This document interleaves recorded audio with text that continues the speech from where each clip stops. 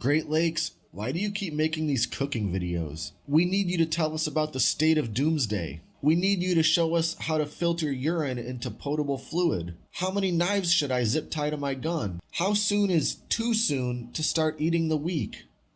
You don't need me for that. There are much more hardcore prepping and survivalist channels if you want an extra dose of doom and gloom.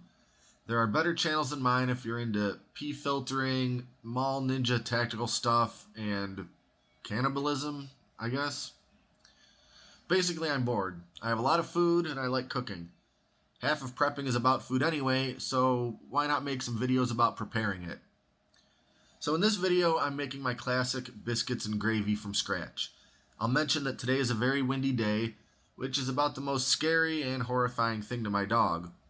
So I've got TVs and radios playing to drown out the sound of the wind. It's basically the only thing that eases her anxiety on a very windy day. Because of that, I'm just going to do a voiceover for this video after the fact. Start by cutting up 1 stick of cold butter. It's not going to work real well if you try to cut up butter that's warm and soft. Basically, cut 1 stick of butter up into small cubes.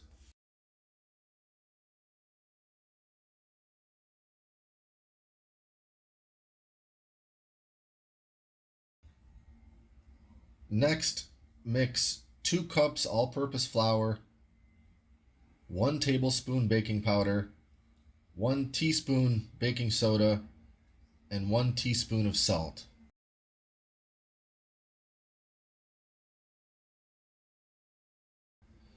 Next, add your chunks of butter and mix into the dry mix thoroughly with a pastry cutter or a fork.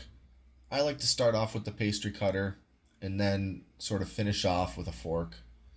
Mix it as well as you can until the bits of butter are around little pea-sized hunks, all mixed into the flour and dry mixture.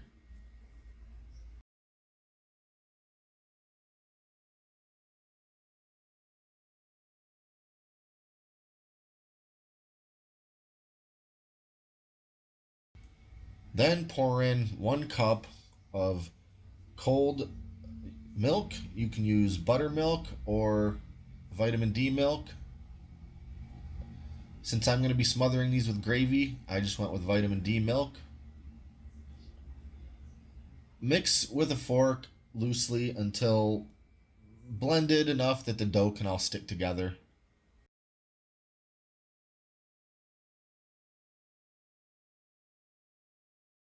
Now transfer the dough onto a floured surface and knead it just a bit until it all kind of sticks together into a nice ball.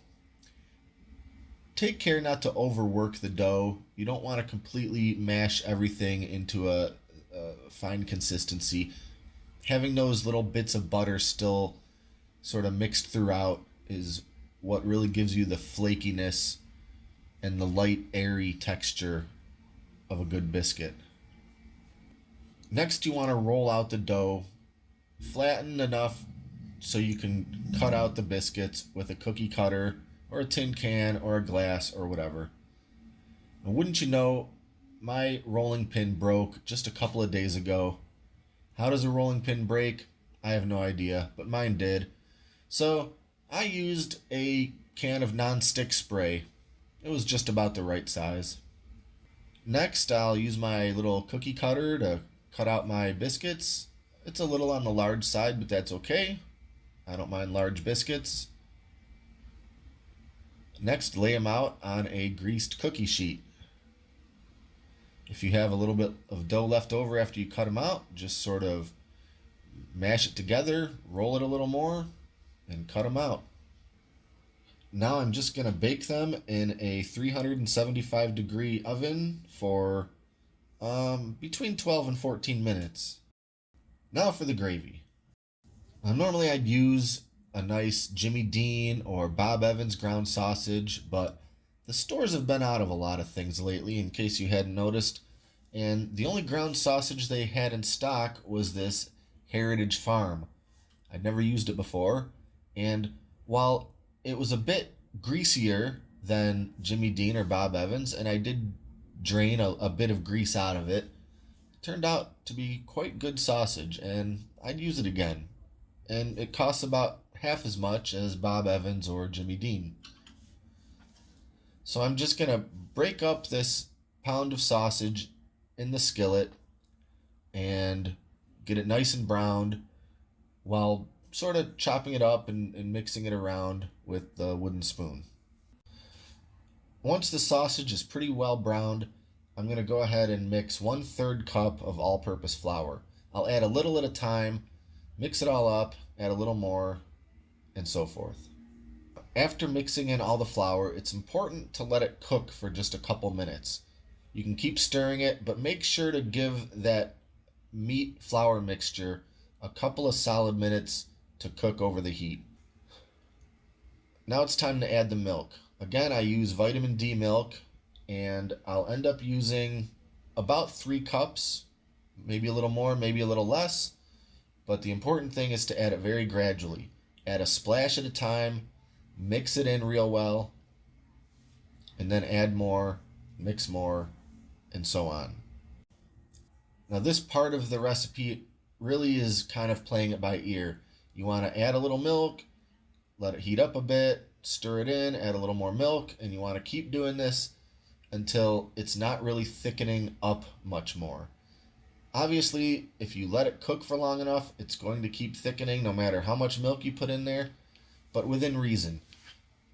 So I end up, for this recipe, using just about 3 cups of milk. Finally, I'm going to add black pepper. Any good sausage gravy needs to be really peppery. For this, I'll put in about a full heaping teaspoon of black pepper. Some people also want to add more salt. They want it really, really salty. Well, I think the sausage is quite salty enough, and I try not to add salt into my food if I can avoid it. Extra salt anyway. I find that it's plenty salty with the sausage. Once you've added enough milk and let it cook and added some more milk and stirred and stirred and stirred, and you have the consistency you're happy with, it's just time to serve it over a biscuit.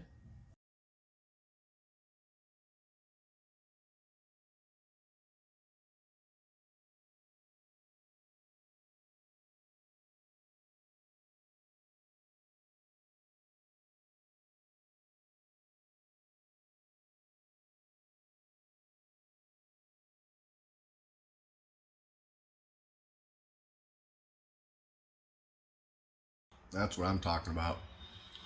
It doesn't get better than that.